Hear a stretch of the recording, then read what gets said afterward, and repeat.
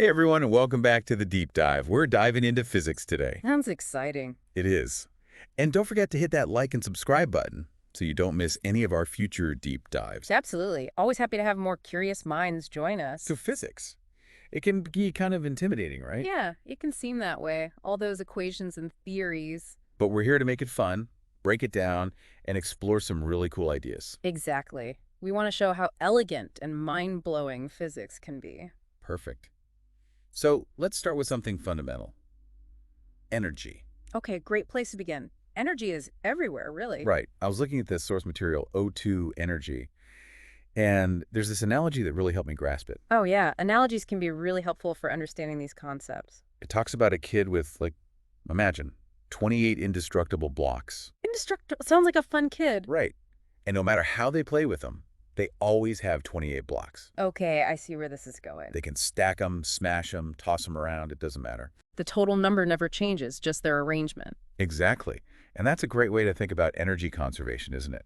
It is. Energy can change forms, but the total amount in a closed system always stays the same, just like those blocks. Okay, that clicks. But what are these different forms energy can take? So energy is all about the ability to do work, to make things happen. To cause change. Exactly. And change can show up in lots of different ways, like when you lift a book off the table. You're giving it energy, right? Yeah. Gravitational potential energy, it's got the potential to fall. And maybe cause a little chaos if it lands on your toe. Ouch, yeah. And as it falls, that potential energy becomes kinetic energy, the energy of motion. So a speeding car has more kinetic energy than a parked one. You got it. The faster it's moving, the more kinetic energy it has. Makes sense. So what other forms does energy take? Well, you've got elastic potential energy that's stored when you stretch things like rubber bands or springs. And heat energy. Heat is just the energy of atoms and molecules moving around. The faster they jiggle, the hotter something is. So like my coffee cup right now has more heat energy than an ice cube. Absolutely. And then there's electrical energy powering all our devices. Right. Chemical energy stored in the bonds of molecules, like in the food we eat. Oh, okay. We've also got radiant energy, things like light and X-rays. Wow, so many forms. And then there's nuclear energy, the powerful energy locked inside the nucleus of an atom. It's amazing how much energy is packed into everything around us. And then, didn't Einstein even show that mass itself is a form of energy? That's right, EMCOBC. That famous equation blew everyone's minds. It showed that a tiny bit of mass can turn into a huge E amount of energy. It's wild, right? So if energy can't be created or destroyed, does that mean we have an endless supply? That's the big question, and it gets at why understanding energy is so important. Because it's not as simple as just having a lot of it. Right. The total energy stays the same, but the energy we can actually use, that's a different story. So what do you mean? Like, think of the ocean. It's full of heat energy from all those water molecules moving around. Yeah. But actually using that heat to power things, that's super hard. We haven't figured that out on a large scale. So it's about finding ways to transform energy into a usable form. Exactly. It's not just about how much energy exists. It's about what form it takes, and if we can actually use it. I'm starting to get it. Like, fossil fuels are full of energy we can use pretty easily. Right. We burn them, and boom, we get power. But that comes with big problems like pollution and climate change. Just so we need to get smarter about how we use energy. We need to get better at transforming it from one form to another. And in ways that don't wreck the planet. Exactly. That's where things like renewable energy come in. Finding cleaner and more sustainable ways to power our world. Absolutely. It all boils down to understanding those basic energy principles like conservation and transformation. It's like learning a secret code to understand how the world works. That's a great way to put it. Physics is full of these amazing insights that can help us solve real-world problems. And, speaking of shaping our world, energy is kind of tied to some other big concepts. Oh, yeah, for sure. Like time and distance. Exactly. Those seem pretty straightforward, right? But the more you dig in... The weirder they get. Right, totally. Chapter 5 in our source material, time and distance, really got me thinking. Like, what even is time? Right. We use it all the time, but it's so hard to define. It really is. It feels like this constant flow, past, present, future. Yeah. But nailing it down is tough. Yeah, like trying to catch smoke. Exactly. But for everyday stuff, we measure time based on things that happen over and over again. Like the Earth rotating, so we get our days. Right, exactly. Or the swing of a pendulum, that gives us seconds. But I remember reading that even Earth's rotation isn't perfect. Yeah, it's true. Days are actually getting a tiny bit longer over time. Really? So a day isn't a fixed unit of time? Nope. It's a reminder that even our basic measurements of time, they're not absolute. Makes you think, huh, so how do we measure really short amounts of time? Like super tiny fractions of a second? Well, for that, we use some pretty amazing tools, Like what? like atomic clocks. They use vibrations of atoms to measure time super accurately. Wow, that's crazy precise. It is. And for things that happen super fast, like some particles decaying, we've got tricks for that too. I can't even imagine how you'd measure something that exists for like a millionth of a second. Right. It's wild. We look at how fast they're moving, the little tracks they leave behind. It's like they're leaving a message in time. Exactly. Makes me think about distance too.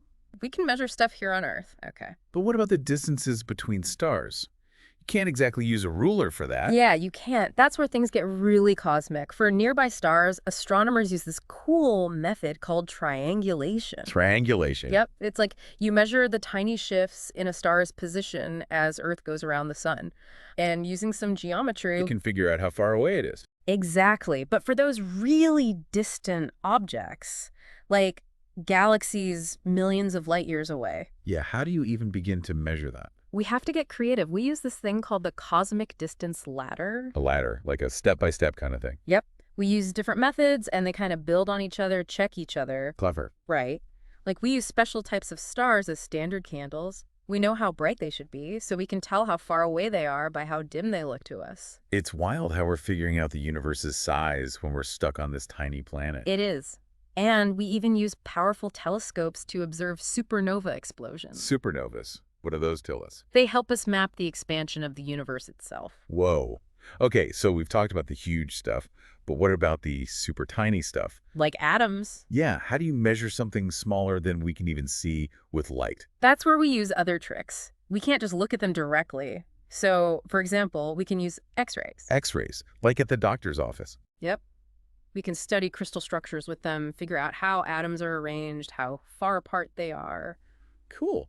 What about for things like the nucleus of an atom? Those are even smaller, right? Right. For those, we use a concept called effective cross-section. Effective cross-section. That sounds intense. It's basically about the probability of a particle hitting a nucleus. Okay, so like throwing darts, a bigger target is easier to hit. Exactly. And the nucleus is like a teeny tiny target. We fire particles at it and see how many hit. That gives us an idea of its size. It's like we're playing a cosmic game of darts. Right. We have to find clever ways to measure things we can't just see directly. And that leads us to a whole other amazing concept. Probability. Probability. Okay, this always felt a bit like a guessing game to me. Well, it kind of is, at least in some ways. So it's about making good guesses when we don't have all the information. Yeah, you could say that.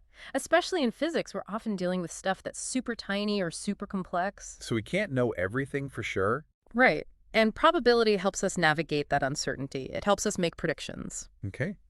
But how do we go from just guessing to understanding what's actually likely to happen? Well, our source material used a simple example, flipping a coin. Right, I remember that. Heads or tails? Exactly. We know if you flip a coin a bunch of times, you should get heads about half the time. Right, but not always exactly half. Yep.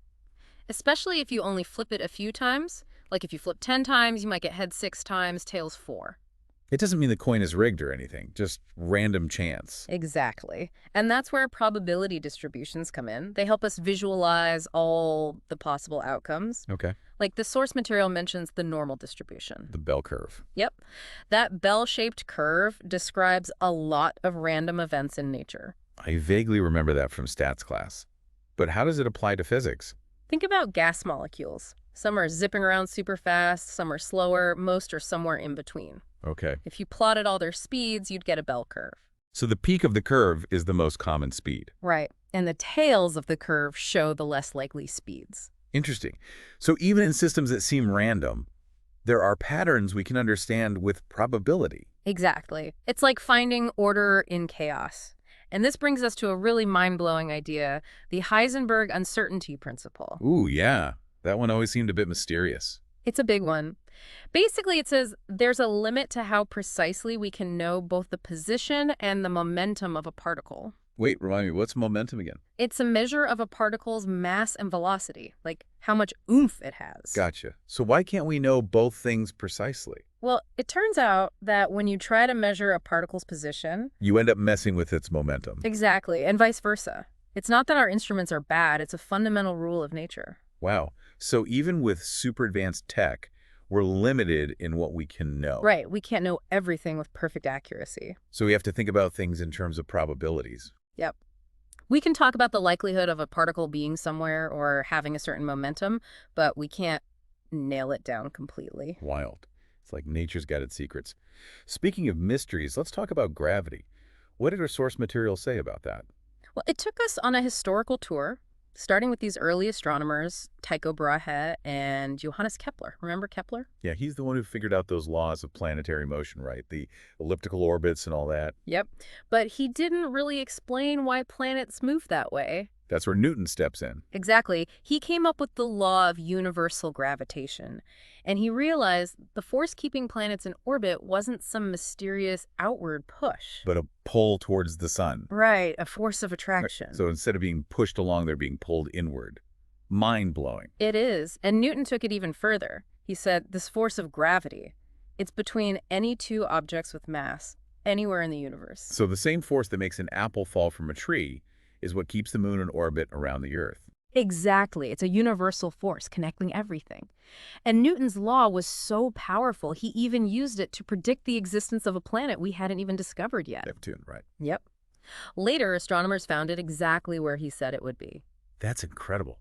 But if gravity is this universal pull, why don't things just fly towards each other all the time? Great question. It's about the strength of gravity. Compared to other forces, it's actually pretty weak. Really? Yeah, you need something really massive like a planet or star for gravity's pull to be really obvious. So gravity's always there, but we only really notice it with big stuff. Right, but even though it's weak, it has a huge impact. It shapes the whole universe. Planets, stars, galaxies, everything. Wow. So we've got this invisible force shaping the cosmos. Yeah. That's amazing. But I remember Einstein came along and kind of tweaked Newton's ideas, right? He did. Einstein's theory of general relativity totally changed how we think about gravity. He said it's not just a force, it's a warping of space-time itself. Okay, now we're getting into the deep stuff. Right, so instead of thinking of gravity as a pull, imagine it as a bend in the fabric of space and time. Whoa. And Einstein's theory made some pretty wild predictions, didn't it? It did. Like even light, which is the fastest thing we know, it's affected by gravity. Massive objects can bend the path of light. So they act like giant lenses, distorting our view of the universe. Exactly. It's called gravitational lensing. And so far, general relativity has passed every test we've thrown at it. Wow. We really did cover a lot of ground today, from energy to quantum weirdness to the vastness of space and time. Physics really is all around us. It is, and there's still so much we don't know. Dark matter, dark energy, a theory of everything. Yeah. There's so much more to discover. It's a reminder that we're still just scratching the surface of understanding the universe. And that's what makes it so exciting, right? There's always something new to learn. Totally. A huge thanks to you for joining us on this deep dive into the world of physics. We hope you learned something new and had your mind blown a few times along the way. And be sure to tune in for the next part of this series where we'll delve even deeper into specific areas of physics. We'll see you next time. Keep those brains buzzing. Absolutely. And don't forget to like and subscribe to The Deep Dive for more explorations into the fascinating world around us. Thanks for listening.